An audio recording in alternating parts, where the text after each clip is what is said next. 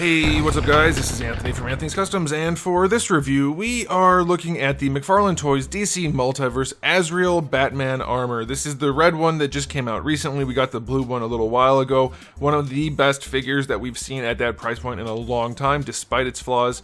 Will this one live up to it? Well, it's mostly the same figure, so yeah, probably. But it's a really, really cool figure, and I'm excited to be reviewing it for you guys. You know, I don't have any particular fondness for McFarlane Toys, but I will say that when they have a good release, it is significantly better than all the other ones. And I don't think that's true for something like Hasbro, where they're at a similar price point. I think their good releases are still kind of subpar, probably because they generally lack original sculpting and that kind of thing. These figures, like, yeah, this is reusing some parts because it makes sense, but look at what you're getting for $22. There's so much sculpt work, so much effort put into these. And it's a shame that more of their figures don't have it. Most of their figures don't look very good, frankly. I don't like either of these companies at the moment because they're not putting out the right kind of products. But this is a good example of the right kind of product that we should be getting. And so I'm happy to show it to you. So let's go ahead and get them off the stand and take a closer look. Alrighty, before we look at the figure, I'll show you my package. It is just a standard package. It's not gold label or anything like that. As of the time of filming this, they are popping in and out of stock at Big Bad Toy Store, and I don't believe they ever sold the Chase version, the blue version of this guy, separately, so you do technically have a chance. I'll put a link in the description below. You can check it out. Maybe it'll be in stock, maybe it won't. No way to say. But yeah, there is a Chase version where he's blue. I don't have that. I would love to get that, so if somebody happens to find like a case of them and wants to help me out, let me know. I don't think that's likely, but I've heard weirder things happen. Anyway, this is the red version, standard packaging, nothing special there. Okay, so let's take a look at this guy. First of all, we'll do a height measurement. He stands about 19 centimeters. That's going to be roughly 7.5 inches. Here he is up against Darwin, significantly bigger. Here he is up against a McFarlane Batman figure, a little bit bigger. McFarlane figures are not well scaled, really. And here he is up against a Marvel Select Captain America. That seems like a decent scale. Maybe he's a little big, Cap is, but not bad. Alright, let's do a quick question of the day. Two questions. How do you guys feel about the way McFarlane does Chase variants? Is that a good thing in this day and age? I'm not sure. I'm not sure it is. I think I get the idea. It drums up hype. It gets people more interested in the line. Sure, it's fine. It's fun to have it. I don't know though, because the incentive to buy them just to put them on eBay, like, I don't fault people for that, but I don't like companies kind of creating that scenario, and that's what's happening really, because I don't think there's enough of the Chase variant out there that anybody has a normal chance. Like, employees are going to be buying these things up and that kind of thing, I think. But let me know what you guys think. And then the whole buying online thing, yeah, you can buy, like, I think they were on Amazon for a while. You could buy as many as you wanted to try to get a Chase, which is fine, but then you're just going to return them all. I don't think it's a good business practice. So I don't know. Let me know what you guys think about that. But also, let me know what you think about the way McFarlane Toys is doing their line. Most of the figures suck, but they do have new sculpts a lot of the time. So is it better that they're putting a lot of effort into new sculpts, so that when you do get a good figure, it's actually a really solid figure like this one? Or like the blue one, the first one that came out? Or do you like the way Hasbro does it, where even the good figures aren't that special because they generally share a lot of the same parts? I don't know.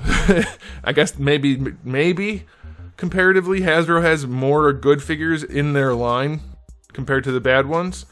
But good for Hasbro. So I guess that's my point. Is a good McFarlane figure better than a good Hasbro figure? Let me know what you guys think. For me, a good McFarlane figure takes the cake, even though I don't care about this scale particularly.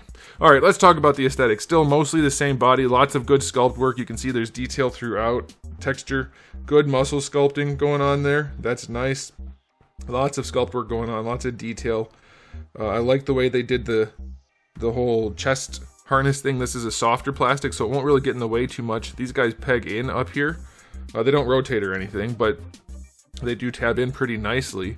Yeah, it could have more paint for sure, but it's really, really well proportioned. It looks really good. And then there's enough paint. Like, they have this really nice silver paint on here for the hands. That's wonderful. That looks really, really good. I think they did a good job of kind of getting to that right there with the kind of chrome look. So that's cool. You know, there's enough paint here. There's a little bit of silver I guess it's probably mixed in with the red, a little bit of metal flake in with the red paint on there. Yeah, it definitely could use more paint, but it is solid. And these things, the way they'd set these up, it works pretty damn well. Is it absolutely perfect? No, they're pegging into a softer piece, but that's pretty close. Like if you look at the spacing at the bottom, they're pretty much where they're supposed to be. So I like the way they did that. You know, we can't even get a good Mr. Sinister cape from Hasbro, yet we get these from McFarlane for $23, and Hasbro's charging, what, $26 now is the standard price, I think? So yeah, to me, aesthetically, even though it's lacking some paint here and there, it may not be perfect, it's, for $23, a heck of a darn good figure, just like the first one.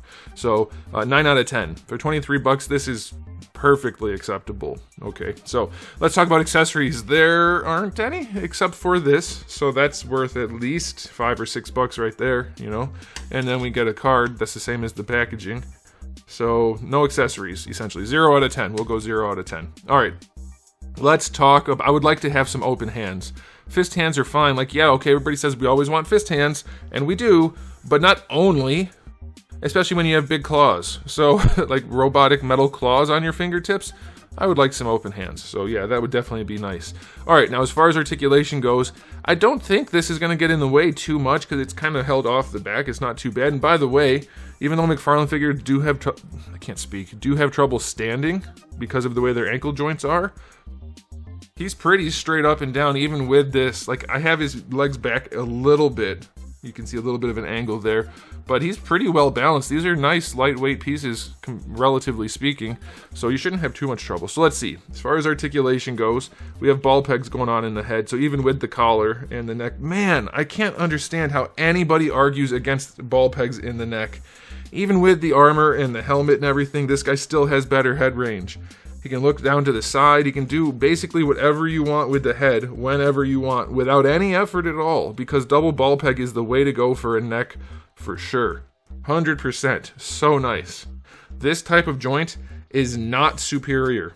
I don't understand how anybody can argue for it at this point. The only argument, and it's a sub-argument, I would say, is they can lean back farther, usually. But it looks ridiculous, and that's the only benefit, so I don't see how you could make the case that that's better than this. And realistically, I don't know how this guy's going to do it. You can, yeah, he doesn't lean back that far because of the helmet, but you can get a double ball peg neck to lean back pretty far. So, I don't get it. I don't see how anybody's making that argument. Alright, so for the shoulders, we have the ball peg that lets the whole arm move around for some adjustment posing. That's pretty nice. Standard ball hinge shoulder. It's a little tricky to get to, but you can raise it up to better than horizontal, so that is fine. Bicep swivel is not at the cut of the gold. It's actually up here as a regular bicep swivel. I appreciate that, so I like that a whole bunch. Double jointed elbow. Not the best looking elbow in the world, but you get 90. You get way better than 90, and even with that big fat gauntlet. Ugly elbow, don't get me wrong, but luckily he's kind of a busy design, and you might not notice the ugly. So, hey, better range is a good thing. Now, I do wish we had some rotation on the gauntlet. We do not. You do have a ball hinge in the wrist, but because of that gauntlet, you're not really doing a whole lot there. So, it's okay. For the torso, let's see how that works. He leans back pretty far, way farther than you're going to actually be able to use, given the cape things, whatever you want to call them, but he leans back nicely. I'm guessing he doesn't lean forward. Yeah, he doesn't really lean forward too far at all. Side to side, it's pretty solid. Of course, you get rotation up there. You do get another joint down here underneath the white, which lets him lean forward and back a little bit more. That's where you're going to get some forward. Again, a little extra back, and then side to side more and more rotation. So it's not perfect, but it's certainly not bad.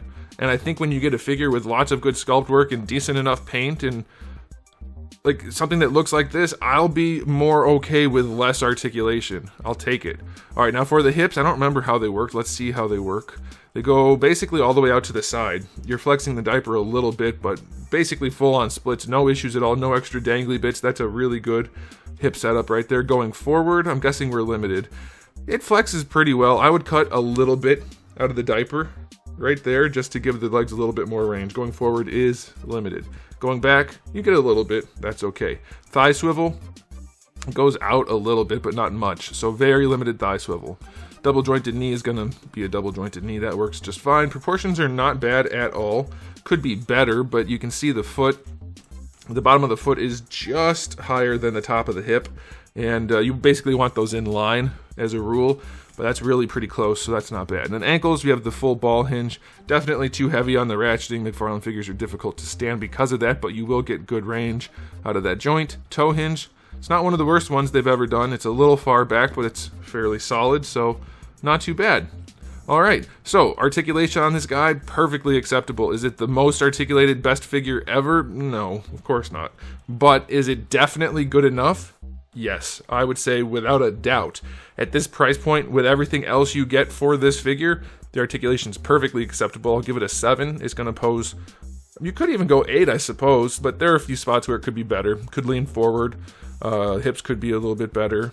Thigh swivels, but those aren't huge issues. Yeah, you could argue 8, I would say. A lot of figures don't pose that well. The neck's really good. Torso's decent. Yeah, not bad. Okay, so now it's time for a final rating after we do a cake rating, which we're just going to have to kind of look through to see.